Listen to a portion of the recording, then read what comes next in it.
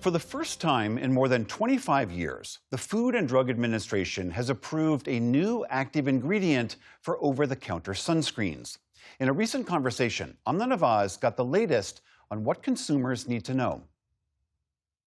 The long-awaited approval clears the way for sunscreen manufacturers to begin using bemotrizinol, or BEMT, an ingredient that's been used in Europe and Asia since the 1990s. Experts are welcoming the move at a time when more than 8,500 Americans are expected to die from melanoma this year.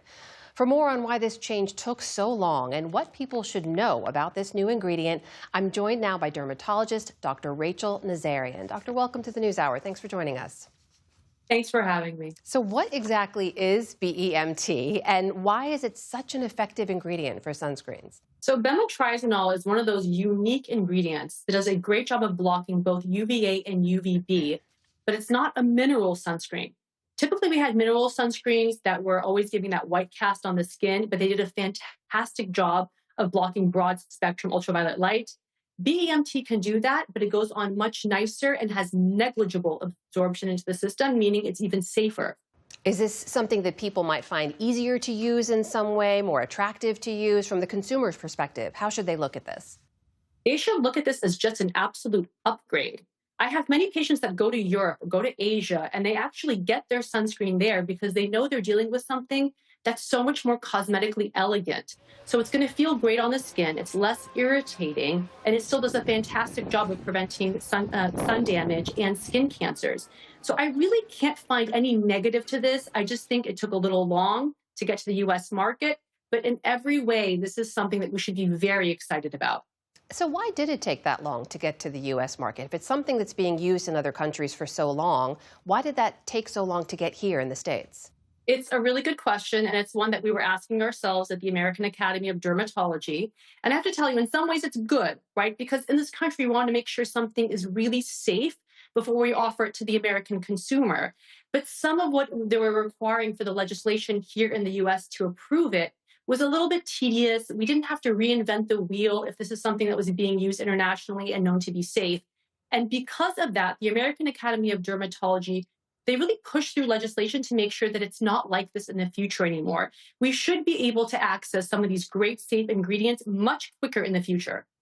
You mentioned that the sunscreens with bemotrizinol don't penetrate the skin as much, have lower levels of absorption. And we found when people look at sunscreens, there is concern around this. There was a consumer analysis by Civic Science that found the percentage of Americans who believe sunscreen is toxic grew from 17% in 2021 to 24% in 2025.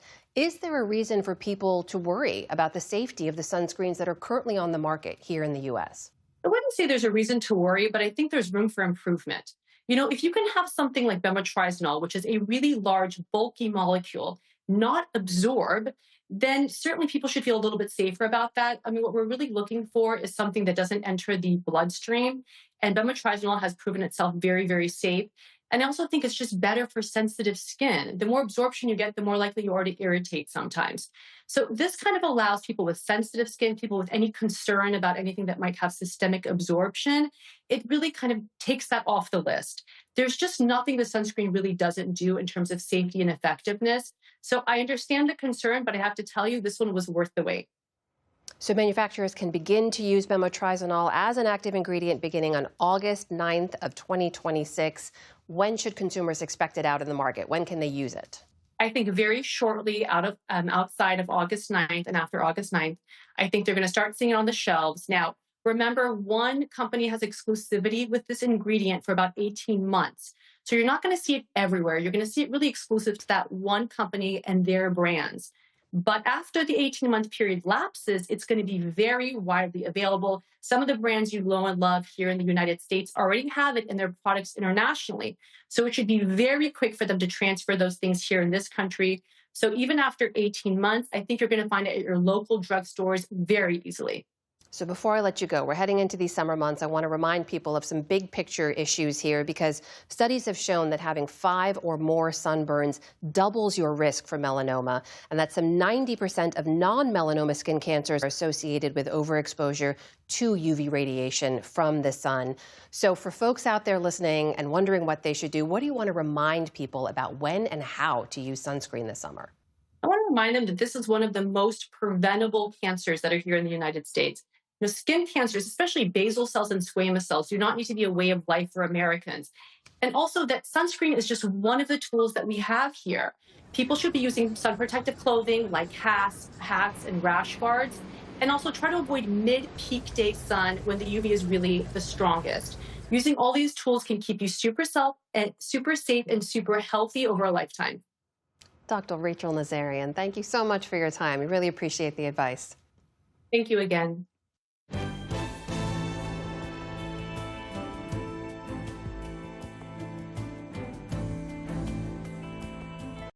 Support journalism you trust. Support PBS News. Donate now, or even better, start a monthly contribution today.